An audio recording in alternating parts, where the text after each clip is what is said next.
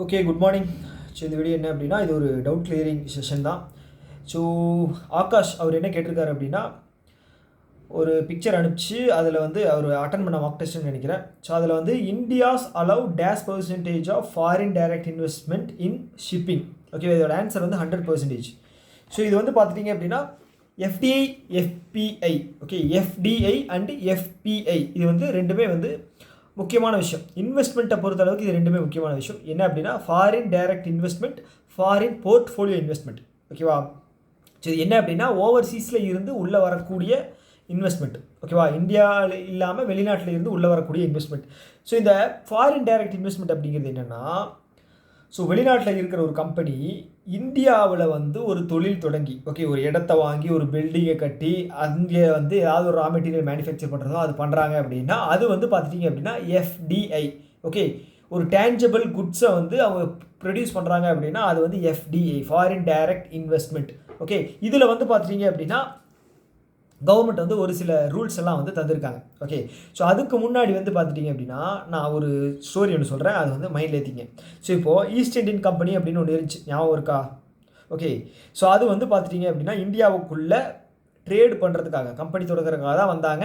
So வந்து இந்தியாவே வந்து ஆக்குபை பண்ணி அவங்க இந்தியாவே வந்து கண்ட்ரோல் பண்ணி ஸோ அடிமையாக வச்சுருந்தாங்க. ஓகே, ஸோ இது வந்து ஞாபகம் வச்சுக்கேன். சரி, ஏன் சொல்ல வந்தேன் அப்படின்னா, இப்போது ஒரு புது கம்பெனி வருது அப்படின்னு வச்சுக்கோங்க, உள்ளே வந்து அவங்க ஒரு புது கம்பெனி உள்ளே வந்து அவங்க 100% யாரோட எதுவுமே இல்லாமல், தயவு எதுவுமே இல்லாமல், பர்மிஷன் இல்லாமல் பண்ணுறாங்க அப்படின்னா அது வந்து அந்த நாட்டுக்கே வந்து ஒரு டேஞ்சரில் போய் முடிஞ்சிடும். ஓகேவா?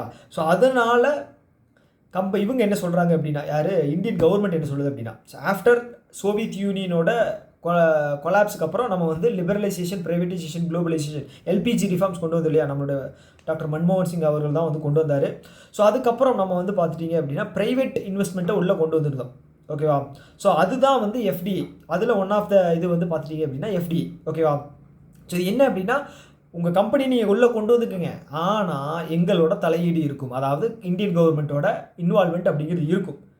ஓகே, ஸோ இப்போது உங்கள் கம்பெனியில் வந்து நீங்கள் 74% வந்து நீங்கள் உங்களோட ஷேர் வச்சுக்கோங்க, 26 வந்து இந்தியன் கவர்மெண்ட் தான் வந்து கண்ட்ரோல் பண்ணும். ஓகே, ஸோ அப்படின்னு சொன்னாங்க அப்படின்னா எல்லா முடிவுமே வந்து அந்த கம்பெனி வந்து எடுக்க முடியாது. ஓகேங்களா? என்ன சொல்கிறது, ஏனோ தானோ அப்படின்னு சொல்லி என்விரான்மெண்ட்டுக்கு பாதிப்பு வர்ற, இல்லை வந்து இந்தியாவுக்கு ஒரு கெட்ட பேர் விளைவிக்கிற ஏதாவது ஒரு முடிவு எடுக்கணும் அப்படின்னா அது வந்து தன்னிச்சையாக ஓனாக வந்து எடுக்க முடியாது. கவர்மெண்ட் வந்து இன்வால்வ் பண்ணும். இது ஏன் பண்ணுற, இது பண்ணாத, இது பண்ணால் எங்களுக்கு கெட்ட பேர் இருக்குது அப்படின்னு சொல்லும்போது அது வந்து என்ன சொல்கிறது, இந்தியாவோட கவர்மெண்ட்டோட அந்த கண்ட்ரோல் அப்படிங்கிறது இருக்கும். ஓகே, இப்போ வந்து புரிஞ்சுங்க, இதுதான் எஃப்டிஐ. இதில் வந்து ஒரு சில கம்பெனிஸ்க்கு மட்டும்தான் வந்து 100% தர்றாங்க, ஒரு சில செக்டார்ஸ்க்கு மட்டும்தான் 100% தர்றாங்க. இப்போ ரீசெண்டாக வந்து இன்சூரன்ஸ் செக்டாருக்கு 100% வந்துருந்தாங்க. அதுக்கப்புறம் வந்து பார்த்திங்க அப்படின்னா இப்போ ஷிப்பிங் அதுக்கு 100%. ஸோ டிஃபென்ஸ் பொறுத்தளவுக்கு, டிஃபென்ஸ் கிடையாது, டிஃபென்ஸ் வந்து 74 நினைக்கிறேன். நியூக்ளியர் இதில் வந்து பார்த்துட்டிங்க அப்படின்னா நியூக்ளியர் எனர்ஜியில் வந்து 49 தான். ஓகே, ஏன் அப்படின்னா நியூக்ளியர் செக்டார், டிஃபென்ஸ் செக்டார்லாம் சென்சிட்டிவ் ஏரியா, சென்சிட்டிவ் செக்டார். அதில் வந்து மொத்தமாக அவங்க கவர்மெண்ட் தூக்கி வந்து அவங்களுக்கு கொடுத்துட மாட்டாங்க. முழுசாக நீங்கள் வந்து இங்கே ஓப்பன் பண்ணிக்க, உங்களை யாரும் கேட்க மாட்டாங்க அப்படின்னு சொல்ல மாட்டாங்க. ஸோ இதுதான் வந்து எஃப்டிஐ. ஓகே, இதில் வந்து ஷிப்பிங் இண்டஸ்ட்ரியில் வந்து கொடுத்துருக்காங்க. ஸோ ஷிப்பிங் மூலமாக வந்து பெரிய பாதிப்பு வந்து இந்தியாவுக்கு வரப்போகிறதில்லை அப்படின்னு சொல்லி அது கொடுத்துருக்காங்க. இன்சூரன்ஸ் செக்டாரே அது மாதிரி தான். ஸோ இன்சூரன்ஸ் ஃபார் ஆல் 2047 இருக்கு இல்லையா, அதுக்காக வந்து ப்ரைவேட் இன்வெஸ்ட்மெண்ட்டையும் கொண்டு வரணும். ஸோ அதுக்கான ஒரு முயற்சி தான் வந்து 100% எஃப்டி அலோவ் பண்ணுது. ஓகேங்களா? ஸோ இப்போ எஃபிஐ அப்படின்னு எடுத்துக்கலாம். எஃபிஐ அப்படின்னா ஃபாரின் போர்ட்ஃபோலியோ இன்வெஸ்ட்மெண்ட். ஸோ ஃபாரினில் இருக்கிற ஒரு கம்பெனி இந்தியாவில் இருக்கிற ஏதாவது ஒரு கம்பெனியோட ஷேரில் வந்து இன்வெஸ்ட் பண்ணுவாங்க. ஓகேவா? ஸோ எஃப்டிஐ பார்த்தேன் அப்படின்னா ஒரு கம்பெனி பணத்தை கொண்டு வந்து முதலீடு பண்ணுறாங்க இந்தியாவுக்குள்ளே. அப்போது அந்த முதலீடு பண்ணும்போது அங்கே ஒரு ஃபேக்ட்ரி கட்டினாங்க அப்படின்னா ஃபேக்ட்ரி கட்டுறதுக்கான காஸ்ட் ஆகும் இல்லையா, அது இந்தியாவுக்குள்ளே தான் வந்து சுற்றிக்கிட்டே இருக்கும் அந்த பணம். ஓகே, வெளியிலேருந்து உள்ள ஒரு பணம் வருது, அது இந்தியாவுக்குள்ளே தான் சுற்றும். அதை தாண்டி அந்த கம்பெனி டெவலப் ஆகுது அப்படின்னா, கம்பெனி வந்து பில்ட் ஆகி வருது அப்படின்னா அங்கே ஒர்க் பண்ணுற ஆட்கள் வந்து இந்தியர்களாக இருப்பாங்க. அங்கே மேனுஃபேக்சர் பண்ணுற பொருட்கள் வந்து இந்தியாவுக்குள்ளே பயன்படும், இந்த வெளிநாட்டுக்கு ஏற்றுமதியாகும். அதனால் வந்து நமக்கு பெனிஃபிட். ஓகே, இது வந்து இன்வெஸ்ட்மெண்ட். இந்த ஃபாரின் போர்ட்ஃபோலியோ இன்வெஸ்ட்மெண்ட்டும் அதுவும் இன்வெஸ்ட்மெண்ட் தான். எப்படின்னு கேட்டிங்கன்னா, இப்போ ஷேரில் இன்வெஸ்ட் பண்ணால் அது எப்படி இன்வெஸ்ட் ஆகும் அப்படின்னு யோசிக்கலாம். இப்போ டாட்டா ஒரு கம்பெனி அவங்களோட ஷேரை விற்கிறாங்க அப்படின்னா, வெளிநாட்டில் இருந்து ஒருத்தர் வந்து அதை ஷேர் வாங்குறாங்க அப்படின்னு வச்சுங்களேன்.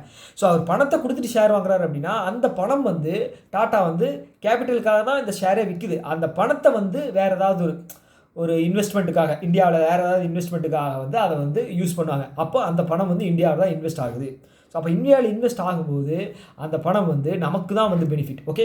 ஸோ இப்போ ஃபாரின் போர்ட்ஃபோலியோ இன்வெஸ்ட்மெண்ட் அப்படிங்கிறது என்னென்னா, ஒரு கம்பெனியுடைய ஷேரில் வந்து இன்வெஸ்ட் பண்ணுறாங்க இல்லையா, அதுதான் வந்து ஃபாரின் போர்ட்ஃபோலியோ இன்வெஸ்ட்மெண்ட்.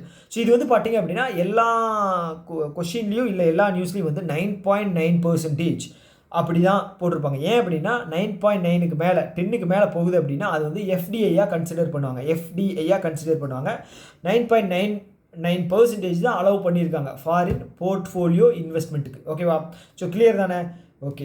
ஸோ இதை பற்றின வேறு ஏதாவது டவுட் இருக்குது அப்படின்னா கீழே வந்து கமெண்ட் பாக்ஸில் சொல்லுங்கள். ஸோ நான் அடுத்த வீடியோவில் வந்து இதை பற்றின முழு எக்ஸ்ப்ளனேஷன் அப்படிங்கிறது உங்களுக்கு கொடுக்குறேன். ஓகே. ஏன்னா வந்து 2 நிமிஷத்தில் இல்லை ஷார்ட்ஸில் வந்து எதையுமே சொல்லி புரிய வைக்க முடியாது. கிளியரான எக்ஸ்பிளைன் பண்ணால் தான் வந்து புரியும். ஓகேவா? ஸோ அதுக்காக தான் வந்து இவ்வளோ நீண்ட நெடிய ஒரு எக்ஸ்ப்ளனேஷன். ஓகேவா? Tata bye by.